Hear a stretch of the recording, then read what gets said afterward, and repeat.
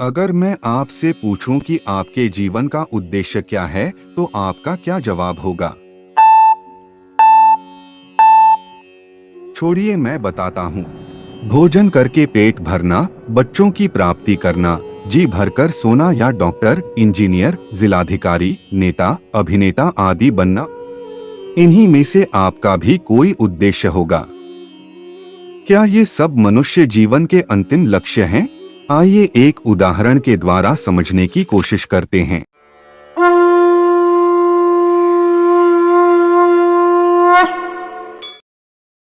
गंगा गंगोत्री से निकलती है और निकलते ही उसका उद्देश्य निर्धारित हो जाता है कि उसे तब तक चलना है जब तक कि वह समुद्र की प्राप्ति ना कर ले। गंगा की यात्रा तब तक अधूरी है जब तक वह सागर की प्राप्ति ना कर ले।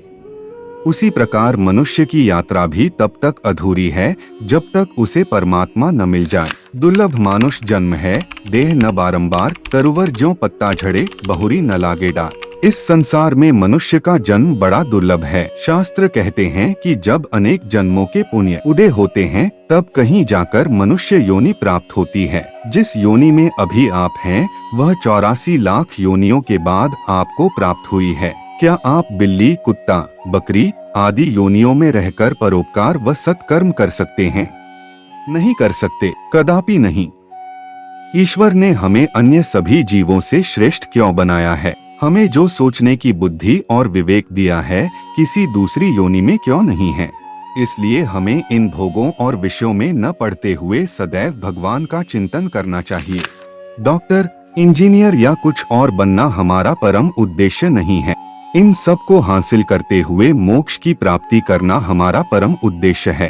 अगर आप सोच रहे हैं कि मैं आपको डॉक्टर, जिलाधिकारी या इंजीनियर बनने से मना कर रहा हूं, तो यह गलत है। जिस प्रकार गंगा या कोई और नदी सभी प्राणियों की प्यास बुझाते हुए समुद्र की प्राप्ति करती है, उसी प्रकार हमें भी डॉक्टर, आईएएस आदि बनकर सत्कर्म करते रहना चाहिए और भगवत चिंतन करते हुए मोक्ष प्राप्त करना चाहिए।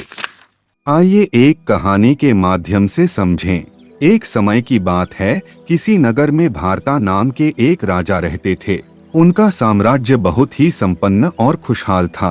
राजा बहुत ही धार्मिक प्रवृत्ति के व्यक्ति थे। सनातन धर्म की परंपरा और आश्रम व्यवस्था के अनुसार अपनी आयु होने के कारण उन्होंने संपूर्ण राजपाट अपने पुत्र को देकर गृह त्याग कर ध्यान साधना हेतु संन्यास ग्रहण करने का विचार बनाया और वन की ओर प्रस्थान किया। वन में राजा एक छोटी सी कुटिया बनाकर रहते थे और रोज दैनिक निवृत्ति उपरांत ईश्वर ध्यान और साधना में लगे रहते थे। एक दिन की बात है, राजा के कुटिया के पास की नदी के किनारे एक गर्भवती हिरण घास चर रही थी और तभी एक सिंह वहां पर आ गया। शेर से डरकर हिरण ने नदी की ओर लंबी छलांग लगा दी और जिसके कारण उसके बच्चे का जन्म हो गया और हिरनी ने वहीं पर प्राण त्याग दिया। ये दृश्य जब राजा ने देखा तो उन्होंने नदी में गिरे हिरण को बचा लिया और उसका पालन पोषण करने लगे। राजा का उस हिरण के बच्चे से बहुत ही लगाव हो गया था। राजा का मन हर समय हिरण में लगा रहता था। उसका पूरा ध्यान रखना, उसकी देखभाल करना, उसका खाने पीने का ख्याल रखना। उनका मन पूरी तरह से हिरण में रम गया और जब राजा का अंत समय आया, तब भी वो हिरण के बच्चे के बारे में ही सोचते रहे कि उनके बाद उसका ध्यान कौन रखेगा, और एक दिन उनकी मृत्यु हो गई। राजा का हिरण के रूप में जन्म।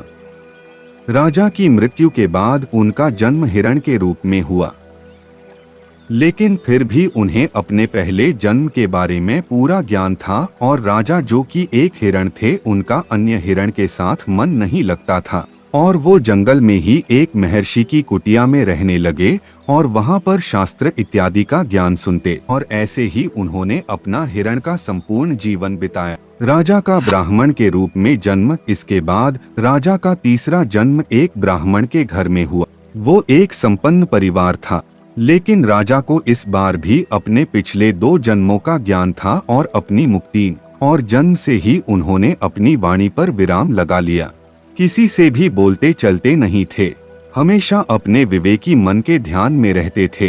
जो कुछ भी मिलता खा लेते थे। समय बीतने के साथ उनके पिता की मृत्यु हो गई और उनके भाइयों ने उनके शांत स्वभाव के कारण उनके हिस्से की संपत्ति आपस में बांट ली। इतना कुछ होने के बाद भी उन्होंने किसी से भी किसी प्रकार का बैर या कलह नहीं किया, क्योंकि उनका मन पूरी तरह से उनके उद्देश्य यानी मोक्ष में था। अपने में खोए रहने वाले राजा भारता अपने ज्यादा समय में लोगों से दूर एक पेड़ के नीचे बैठे रहते। एक दिन एक राजा की सवारी वहां से गुजर रही थी। वो एक पालकी में बैठे थे जिसे दो व्यक्ति उठाकर ला रहे थे। उनमें से एक के पैर में चोट लग गई और पालकी रोकनी पड़ गई। इस पर राजा ने ब्राह्मण यानी भारता से पालकी उठाने को कहा, जिसके बदले में उन्हें धन देने को बोला और उन्हें कार्य में लगा दिया।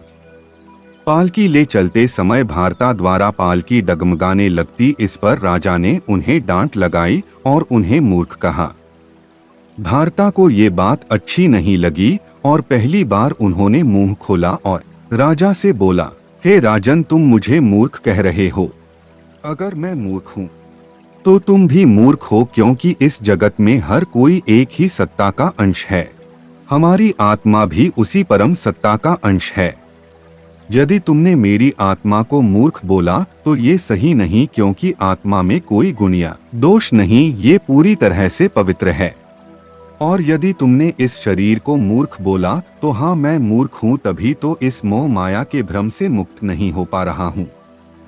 इस पर राजा को ज्ञान हुआ कि ये व्यक्ति कोई बेकार नहीं बल्कि कोई ज्ञानी पुरुष है, और राजा ने उससे क्षमा मांगी। और इसके कुछ क्षण पश्चात भारता की आत्मा उनका शरीर त्याग कर मुक्त हो गई और उन्हें मोक्ष की प्राप्ति हुई। इस कथा को बताने का मूल उद्देश्य यही है कि जब तक हम खुद को और अपने जन्म के मूल लक्ष्य को नहीं पहचानेंगे या फिर इस संसार के विषय आसक्ति से दूर नहीं होंगे, तब तक हम मोक्ष की कामना या प्राप्ति नहीं कर सकते हैं।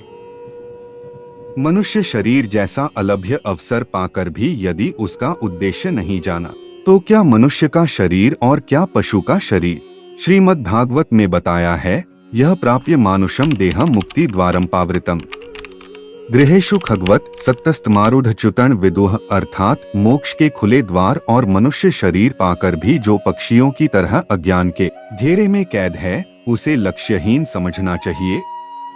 आपको भी जीवन के अंतिम चरण में मोक्ष प्राप्त हो और हर जन्म में भगवान की भक्ति करने का अवसर मिले। इसी मनोकामना के साथ हम आपसे फिर मिलेंगे किसी और नई वीडियो में। जब तक के लिए देखते रहें सनातन शिक्षा, क्योंकि सनातन ही सत्य है। धन्यवाद।